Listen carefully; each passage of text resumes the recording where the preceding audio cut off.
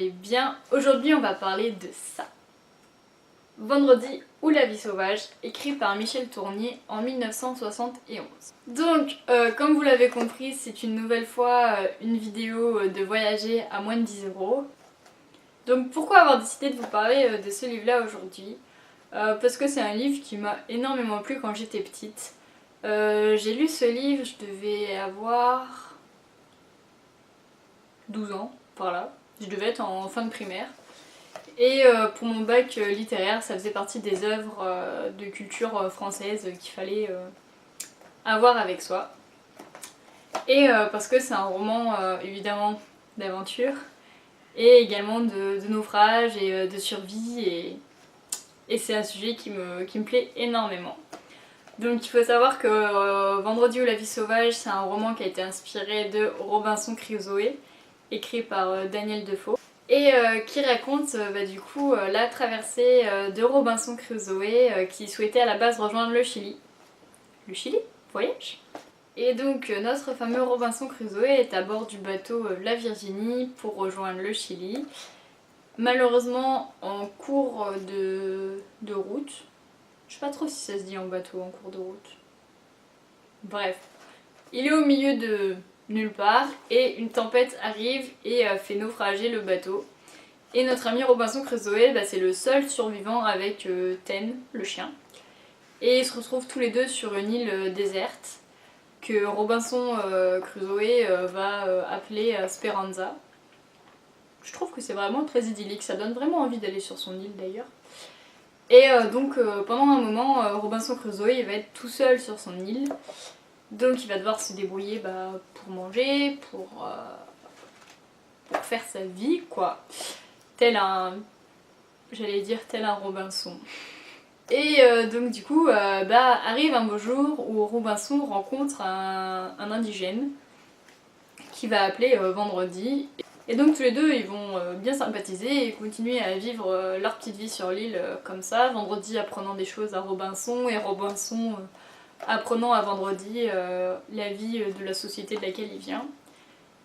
Et un beau jour il y a un navire qui arrive pour venir sauver Robinson.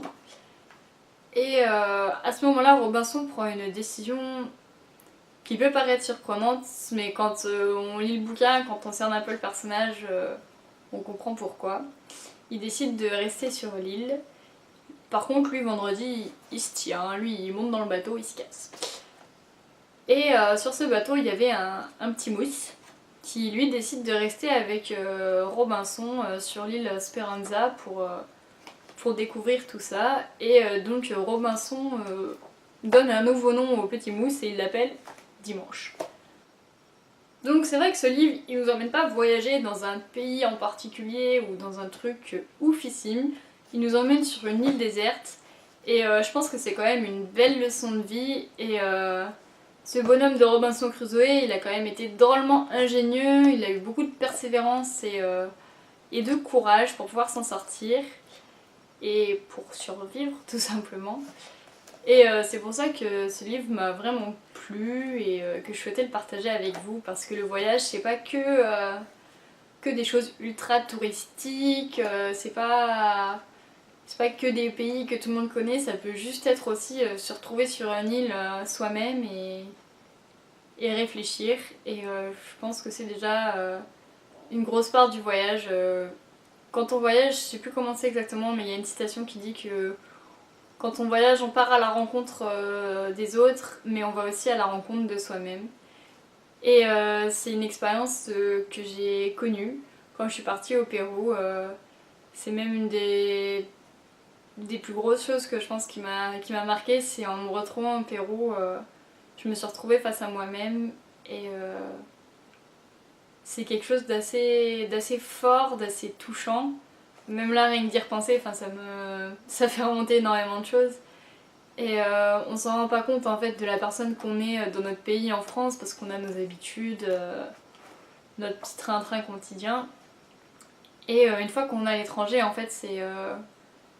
Je dis pas qu'on devient une autre personne, mais moi je me suis retrouvée moi-même et j'ai retrouvé des traits de caractère en moi qui ressortaient pas forcément en France ou que je faisais moi ressortir parce que je les gardais en moi. Et c'est vrai que voilà, bah, les voyages ça permet de se rencontrer soi-même en plus des autres. Bon voilà, je me suis un peu éparpillée sur la fin, mais j'espère que la vidéo vous a plu. C'est vrai que c'est une catégorie de vidéos qui est un peu peut-être bizarre, enfin je sais pas comment vous le sentez, dites-le moi.